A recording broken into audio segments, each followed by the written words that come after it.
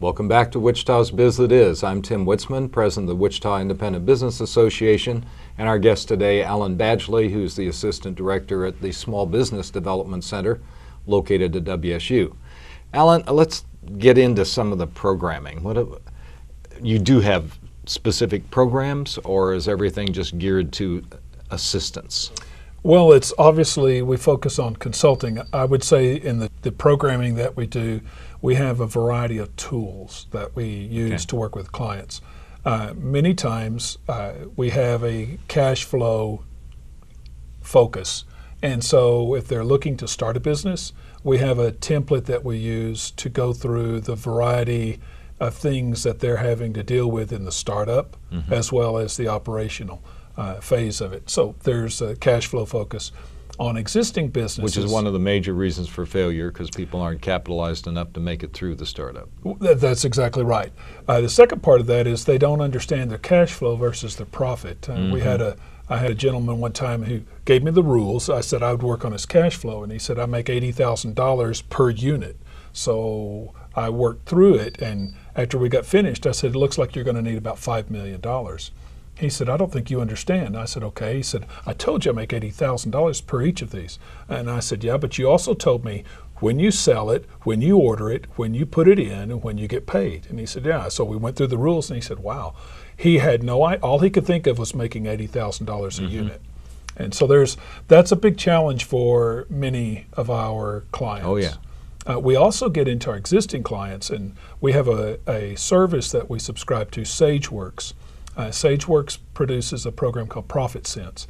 It's a lot like Dun & Bradstreet, but the data that they collect is private, and it's collected through CPAs and bankers.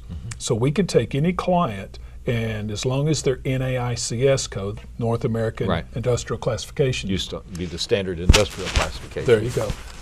With that classification, if it accurately describes them, then we use that to benchmark their business. So we could take a lot of any existing business and run them through our Profit Sense program and get them a business checkup on their business. And then from that, it's an interactive spreadsheet to where we can do a lot of what-if scenarios on things from accounts payable, accounts receivable, different aspects of their business, and help them tune up their business. Do you ever have difficulty? I've had a lot of people come in to see me, and I'm not trying to give them advice, but I'm fascinated how often they don't understand their market. Well, there'll be 100 million people who want to buy this. Right. Really? Yeah. Would those 100 million people even know you exist? Right. Well, we have a program or a service that we use for market research. And that you're right, that can be a challenge. We use in one of our seminars the 3 M's that's actually going to be available at some point online. I don't know who all will be able to access it, but I use the hot dogology as the example. And basically, in the example, people start responding to the opportunity as we ask them questions. But what we find out is, I challenge them is, you know the hot dog pretty well. I said, you should know your own product or service that well. And all of a sudden you start seeing this gasp across their face like, I don't know. So so then we introduce them to the need for the market research. And then from that, the opportunity. The example we use is trying to get them to tell us, is this a good opportunity? And so I tell them there's 10, they ask how many people are going to be at this event. I say 10. And then they're like, well, that wouldn't be a good opportunity. Then I say, oh, I'm sorry, I meant 1,000. Oh, that's a good opportunity. And then what we're trying to do is show them that you need to understand your market that you're going to be approaching. And as I tell them, we've heard the term location. Well, I think we could use that. The first one's kind of like the Google image, the 30,000 foot. I want to be in Kansas. The second one is the major thoroughfare. But the third one, and the one that's the most challenging and most people miss, is the natural occurring traffic, whether that's online, on the street, in a mall, wherever. Gotcha. Let's lay out for people, and I want you to give the contact information. Somebody's thinking about starting a business, and they're partway on that, and they want to contact you. How do they do that? They can go online and look through wichita.edu and then type in KSBDC, and they'll see our website. They can also go to call us. That's 316-978-3193. Okay. So either one of those can get to us. They can email us once they're on our website and see when our different seminars are available, and also contact our office. And you have seminars for people who want to do startup. It's kind of takes them through that. That one's the Meeting the 3M seminar. It's offered about every 6 business days. Okay. This summer, anything in particular coming up? Anything special? Something that's once a year type thing? Wow. June on?